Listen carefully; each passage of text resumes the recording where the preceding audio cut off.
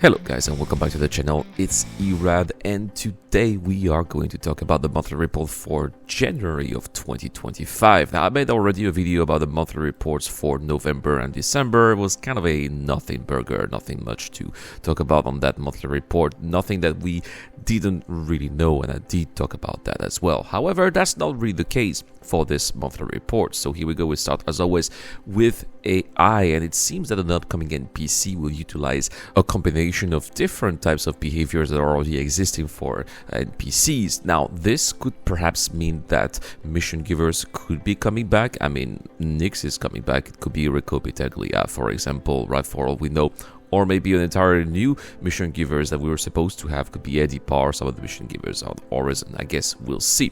Also, work has been done on some tools here that are going to allow them to generate a script in the engine dialog flow to ensure lines work as intended, which is good because sometimes, yeah, these NPCs have been very clunky. I don't know if you guys have been interacting with Miles Zekar, for example, right? It's very funny sometimes. Also, speaking of NPCs, the team said that they have begun updating standards landing zones, especially with bespoke air traffic controllers that better represent the city. Now, we've had that in the past. We've had bespoke air traffic controllers at, of course, Delamar, but this was not a system. So I really hope, by the way, that Eslin comes back. This guy was really cool, right? But also we had an air traffic controller at Lorville. This guy was like the biggest corporate guy, very boring, but also very funny because of how boring it was. I really hope that he is going to come back, right?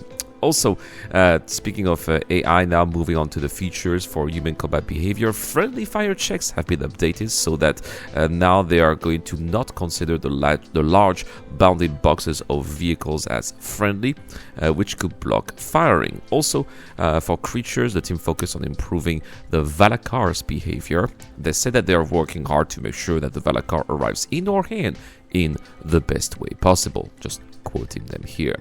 They are also did a little bit of planning here, and especially to synchronize AI components with server machine authority transition and other features and systems planned for development this year.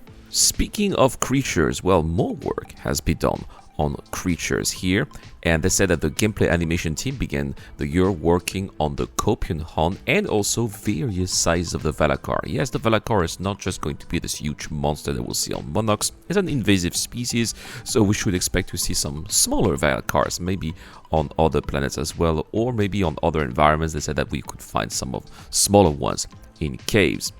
Speaking of characters, now the character team continue working on Starwear art dead. So Starwear is probably what they are using for clothes, right? So Star clothes, Starwear, and everything's called Star now, right? They modified the Duster armor and progress with Stealth armor. They designed a new backpack and they develop additional creature variants for future patch releases. The concept art team also explore ideas for various new items and are currently looking into paint schemes for existing armors. Yes, that's pretty cool. I really like when we have new paints for armors. More diversity in terms of how we look as player characters is always a good thing. Now let's talk about core gameplay a little bit here. The core gameplay team also began planning for the rest of the year, laying the groundwork for upcoming patches and planned features and content. That's good. Hopefully we're going to be seeing a roadmap update anytime soon for what's coming up with Star Citizen 4.1. Technical documentation was created for fundamental improvements and rewrite some of the core systems, including the transit and hangar flows that they are actively working on for Star Citizen 4.0.2.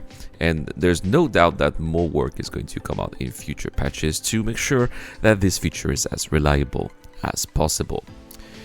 Now let's move on to mission design here. The team tried to continue to create new unannounced content that will improve the quality of all missions, they said here, including retroactively improving all existing mission.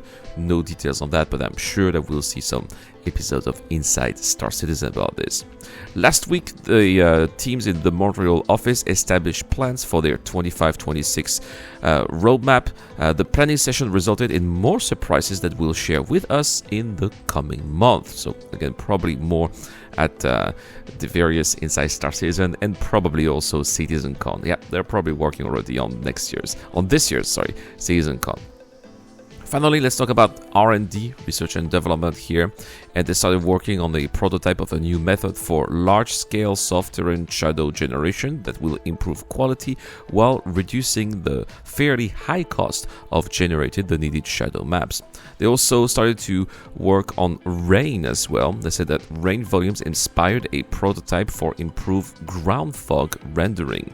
This will be cheaper to evaluate and render and improve the modeling aspects of ground fog and its lighting by self-shadowing and casting shadows, like for example red volumes and clouds. Work began on transforming the prototype into production code. So it's still a prototype, still early work in progress, unfortunately, and looks like we're not going to be seeing that anytime soon, but hey, maybe we'll be seeing that more in Inside Star Citizen again, right? But it's good. At least this gives us an idea of what they're working on and what we should be expecting to see in the next coming month. I'm glad here that we are seeing finally a monthly report that is meaningful and indicative.